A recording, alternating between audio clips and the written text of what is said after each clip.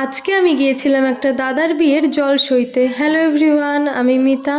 সকাল সকাল রেডি হয়ে গিয়েছি, তো এটা আমার লুক কেমন লাগছে আমাকে অবশ্যই কমেন্টে জানাবে।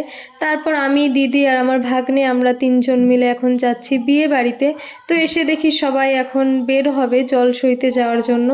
তারপর সবাই মিলে বেরিয়ে পড়েছি। তো একটা কাণ্ড ঘটে গিয়েছিল। কিছুটা রাস্তা আসার পর জানতে পারি যে যেই টোটোতে করে ক্যাসিও বাজানোর লোকটা আসবে ওনার চাবি রেখে চলে এসছে বাড়িতে। তো এর জন্য আমরা এখানে দাঁড়িয়ে রয়েছি এবং তারপর আমরা পৌঁছে গেলাম পুকুরের ওখানে। তো ওখানে গিয়ে সবাই মিলে নাচ করছিলাম এবং এরপরে এক এক করে নানান নিয়ম পালন করা হবে।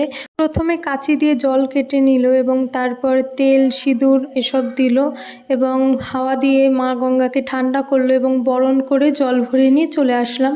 তো এই রাস্তাটা দেখো আমাদের কতটা জল, পুরো খারাপ হয়ে গেছে রাস্তা। এরপরে আমরা সবাই মিলে আনন্দ করতে করতে চলে এসেছি বাড়িতে।